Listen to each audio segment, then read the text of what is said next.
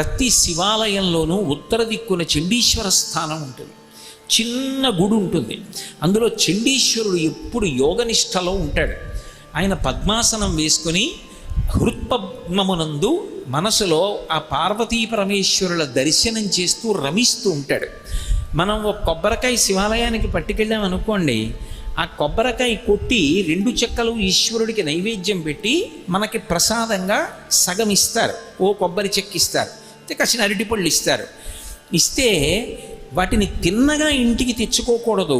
శివుడి యొక్క నిర్మాల్యాన్ని, ప్రసాదాన్ని విడిచిపెట్టేయకూడదు. చాలామంది తెలిసి తెలియక ఒక మాట అంటుంటారు, శివాలయం నుంచి ప్రసాదం తెచ్చుకోకూడదు అంటుంటారు. బాగా వినండి, శివాలయం నుంచి ప్రసాదం పట్టికెళ్ళి తీరాలి ఇంటికి. ప్రసాద తిరస్కారము బహుదోషము, ప్రసాదాన్ని తిరస్కరించకూడదు. అందుకే అన్నవరం సత్యనారాయణ స్వామి కథలో ప్రసాదాన్ని తీసుకోకుండా ఆ పిల్ల భర్తని చూడ్డానికి వెడితే పడవ మునిగిపోతుంది. ఒక కథలో ప్రసాదము అంటే అనుగ్రహము, ఈశ్వరానుగ్రహము ప్రసాదం రూపంలో లోపలికి వెళ్ళి అందులో 6వ వంతు మనస్సుగా మారి మనకున్నటువంటి సమస్యలకి కావలసినటువంటి పరిష్కారం అదే మనసులో బుద్ధి నిర్ణయించి ప్రచోదనం చేస్తుంది. ఆ ప్రసాదం లోపలికెడితే సమస్యకి పరిష్కారం లోపల పుడుతుంది. అలా ఆ ప్రసాదము ఈశ్వరానుగ్రహము కనుక ఎవరు ప్రసాదమును తిరస్కరించాడో వాడు ఈశ్వరుడి యొక్క అనుగ్రహాన్ని తిరస్కరించినట్లు లెక్క.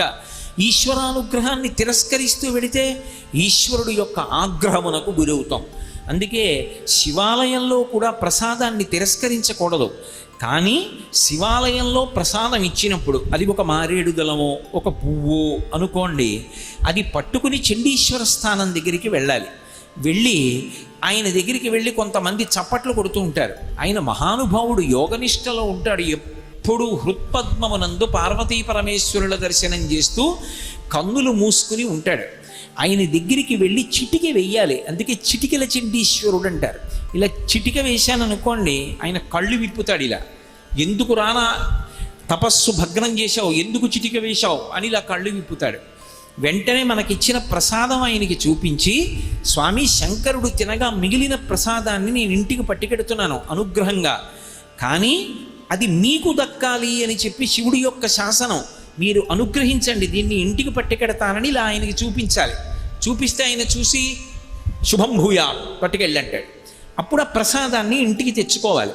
శివాలయంలో ప్రసాదాన్ని తెచ్చుకునేటటువంటి విధానం అది, అలా తెచ్చుకోవాలి. అంతేకాని అది మారేడు దళం లాంటిది అనుకోండి, శ్రీశైలం లాంటి క్షేత్రాల్లో అయితే ఒక మారేడు దళం అయితే దాన్ని నోట్లో వేసుకొని నవిలి మింగేస్తారు. కానీ ఇన్ని మారేడు దళాలు ఇచ్చారనుకోండి, ఏం చేయాలి? నంది మీద పెట్టకూడదు.